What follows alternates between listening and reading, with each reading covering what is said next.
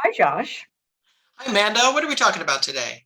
I thought we'd talk about performance improvement plans. Always something that's scary to employees. And I thought we could tell Connecticut employees some things to do to maybe make this process just a little bit more easy or palatable for them. What do you have for us?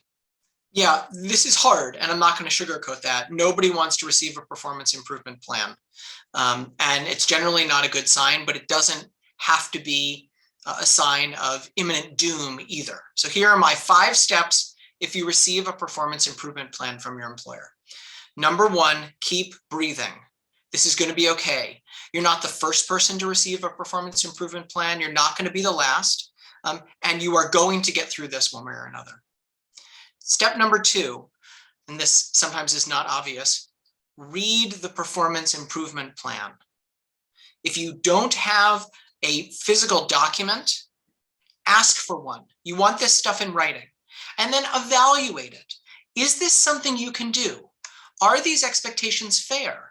Are the recitations of your past performance accurate? If not, that could be a sign of something more nefarious, something more problematic.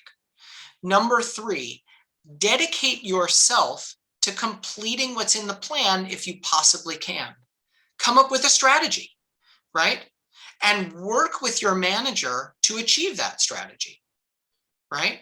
You want to be able to complete the plan if possible, and at a minimum, you want to be able to show you did everything reasonable and in your control to try to complete it. Even if you think it's unreasonable, even if you think it's unfair, even if you think you're being set up to fail, there's no harm in trying. Number 4, stay professional at all times.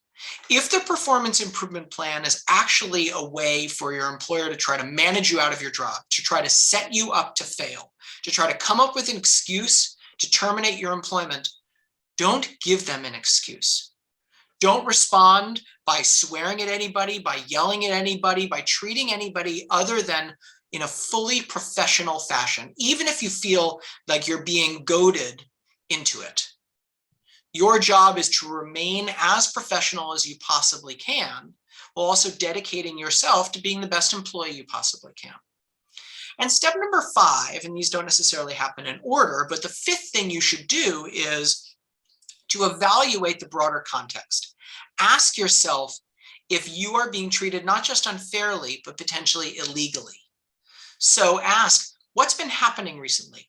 Do I have a new boss? And has that boss been treating me differently because of my age or my race or my sex?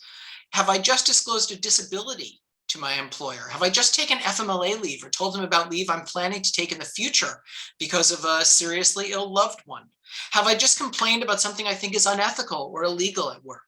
What's changed that might show that this is not just your employer acting in good faith, trying to help you improve your performance, but rather your employee potentially acting illegally? And if you think there's something illegal there, if you think you're being subjected to discrimination or retaliation, if you think you're a whistleblower, that's the time to pick up the phone and talk to a Connecticut employment lawyer.